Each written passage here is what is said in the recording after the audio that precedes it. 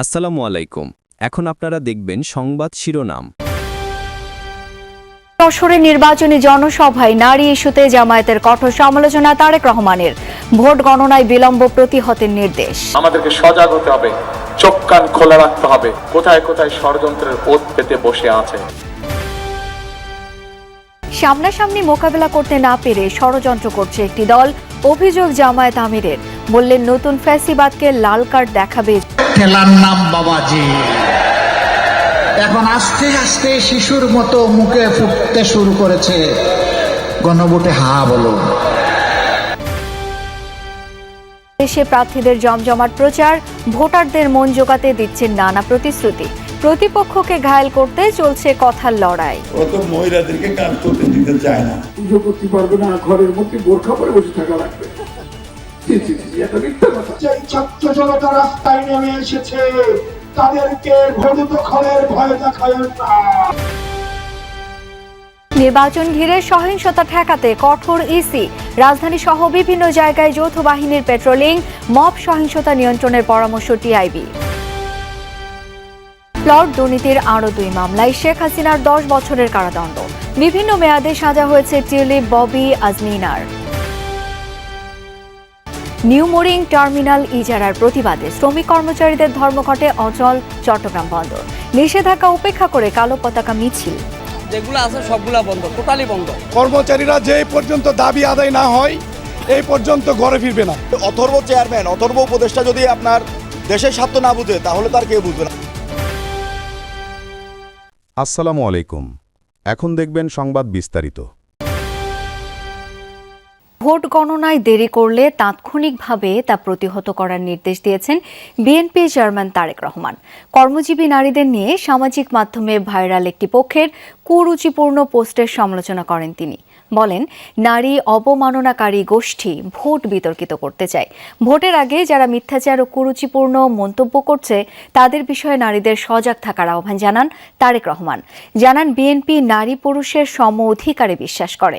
প্রচলিত ধারা ভেঙে নির্বাচনী সফরের বড় অংশে বাসে যাতায়াত করলেও সময় স্বল্পতা এবার বিএনপি চেয়ারম্যান খুলনায় গেলেন হেলিকপ্টারে। ক্লান্তিহীন ধানের শেষে সেনাপতি প্রায় 2 দশক পর হাজির হন রূপসাপাড়ের মানুষের মাঝে। খালিশপুর প্রভাতী স্কুল মাঠে খুলনা, বাগেরহাট ও সাতক্ষীরা জেলার 14টি আসনের জনসভায় বিএনপির নির্বাচনী প্রতিশ্রুতি তুলে ধরেন। ইনশাআল্লাহ বিএনপি আগামী 13 তারিখে সরকার গঠন করলে এই শিল্প নগরীকে আবার জীবিত শিল্প নগরীতে আমরা পরিণত করতে চাই। কর্মজীবী নারীদের নিয়ে সামাজিক মাধ্যমে ভাইরাল হওয়া জামায়াতের আমিরের পোস্টের সমালোচনা করেন তারেক রহমান। প্রশ্ন তোলেন জামায়াতের নারীদের পরিচয় নিয়েও। আজ আমরা দেখেছি একটি রাজনৈতিক দলের নেতা পরিষ্কারভাবে নারীদেরকে কিভাবে অসম্মানিত করেছে, তাদেরকে খারাপ ভাষা দিয়ে অসম্মানিত করেছে। যখন এই কথা বলার পরে তীব্র সমালোচনা শুরু সমাজের প্রত্যেকটি মানুষের কাছ থেকে, তখন তারা বলছে আইডি বলে হ্যাক হয়ে গেছিল, অথচ আইডি হ্যাক হয়নি। তাদের যারা বিশেষজ্ঞদের মুখের উপরে মিথ্যা কথা বলে, এরা আর যাই হোক এরা দেশ দরদি হতে পারে না। এরা আর যাই হোক এরা কখনো মানুষের দরদি হতে পারে না। খুলনা জনসভা শেষে হেলিকপ্টার করেই যশোরের বিরামপুর স্কুল মাঠের জনসভায় অংশ নেন বিএনপি চেয়ারম্যান। করতালিয়ার স্লোগানে জিয়া পরিবারের উত্তরসূরিকে স্বাগত জানায় জনসমুদ্র। 7 জেলার 22টি আসনের বিএনপির প্রার্থীদের হাতে দলীয় প্রতীক তুলে দেন তারেক রহমান। বলেন, একটি দল শুরু থেকে গণভোট হ্যার বিপক্ষে ছিল, তবে মানুষের চাপে পড়ে এখন হ্যার পক্ষে এসেছে। ডাক্তার শফিকুর অভিযোগ করেন, একটি দল নারীদের হেনস্থা করার পর তার প্রতিবাদ করায় তারা জামায়াতের পেছনে লেগেছে। সামনে থেকে মোকাবেলা সাহস না থাকার কারণে পেছন থেকে ষড়যন্ত্র চলছে। 12 ফেব্রুয়ারির নির্বাচন সামনে রেখে 11 দলীয় নির্বাচনী ঐক্যের নির্বাচনী প্রচারণায় সোমবার কক্সবাজার, চট্টগ্রামে প্রচারণা চালান জামাত আমির। দিনের শুরুতেই কক্সবাজারের মহেশখালীর বড়বাজার প্রাথমিক বিদ্যালয় মাঠের জনসভায় অংশ নেন জামাত আমির। বক্তব্যে তিনি বলেন, একটি দল সামনে থেকে মোকাবেলার সাহস হারিয়ে ফেলেছে, সে কারণেই পেছন থেকে ষড়যন্ত্র করছে। 18 কোটি মানুষের বিজয় হলে সকলের বিজয় হবে, আমিও তার থেকে বাদ পড়বো না ইনশাআল্লাহ। আর দলের, পরিবারের, গোষ্ঠীর বিজয় হলো, তারপরে জাতির উপরে তাণ্ডব চালানো হলো, ধিক্কার জানাই। ওই বিজয় আমাদের প্রয়োজন নেই। 11 দলীয় নির্বাচনী ঐক্য নির্বাচিত হলে 13 ফেব্রুয়ারি এক নতুন বাংলাদেশের যাত্রা শুরু হবে বলে মন্তব্য করেন ডাক্তার শফিকুর। জনগণের কলিজা হৃদয় জয় করে তাদের ভালোবাসা, তাদের সমর্থন, তাদের স্বচ্ছ ভোট নিয়ে ইনশাআল্লাহ 12 তারিখের পরে 13 তারিখ নতুন বাংলাদেশের উদয় হবে ইনশাআল্লাহ। প্রচারণার উত্তাপে গরম হয়ে উঠেছে নির্বাচনী মাঠ। গ্রাম থেকে শহর ভোটারদের দোরগোড়ায় ছুটে যাচ্ছেন প্রার্থীরা।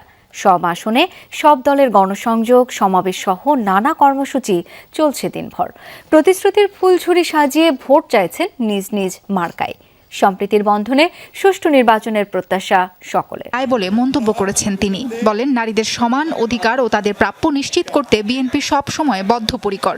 জামাতে ইসলামের তো ব্যাপারটাই আছে, ওরা তো মহিলাদেরকে কাজ করতে দিতে চায় না, বড় মহিলারা ঘরে থাকবে, কাজ করবে কি? নারীদের যারা অবমাননা করে তাদের পক্ষে এদেশের নারী সমাজ থাকতে পারে না, এমন মন্তব্য করেছেন বিএনপির স্থায়ী কমিটির সদস্য ও কক্সবাজার 1 আসনে ধানের শীষের প্রার্থী সালাউদ্দিন আহমদ।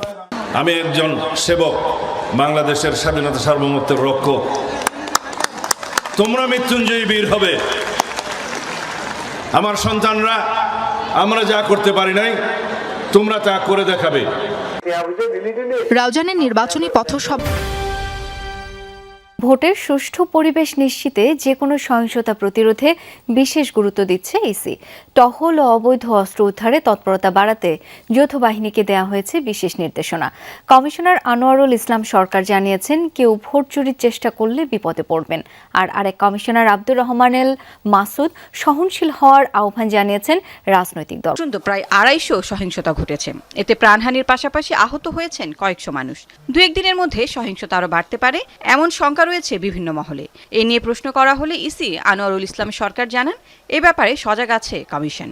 স্ট্রাইকিং ফোর্স নামবেন, তাদের মুভমেন্ট আরও ভিজিবল হবে এবং চেকপোস্ট, এগুলো যে বর্ডার এরিয়া, অস্ত্র উদ্ধার, এগুলো আরও দৃশ্যমান হবে কালকে পরশু থেকেই।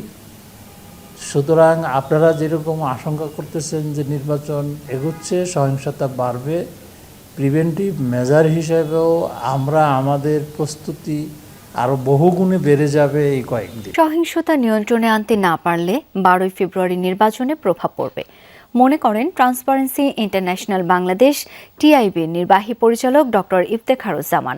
সরকার শুরু থেকেই মব সহিংসতা প্রতিরোধে তৎপরতা দেখাতে পারেনি বলেও মত সংস্থাটির।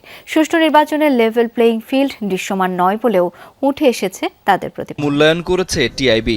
সকালে ধানমন্ডির মাইডাস সেন্টারে প্রকাশিত গবেষণা প্রতিবেদনে সংস্থাটি জানায়, নির্বাচনের তফসিল ঘোষণার পর এই পর্যন্ত 15 জনের মৃত্যু হয়েছে। 2025 সালে 401টি রাজনৈতিক সহিংসতায় 102 জন নিহত এবং 1333টি অস্ত্র নিখোঁজের তথ্য উঠে এসেছে গবেষণায়। জানানো হয় 189 জন সাংবাদিককে চাকরিচ্যুত করা হয়েছে। সাংবাদিকদের এক মামলায় গ্রেফতার করে জড়ানো হয়েছে আরেক মামলায়। গণমাধ্যমের যে কর্মীরা যাদেরকে হত্যাকাণ্ডের সাথে জড়িত থাকার অভিযোগে অভিযুক্ত করে ঢালাওভাবে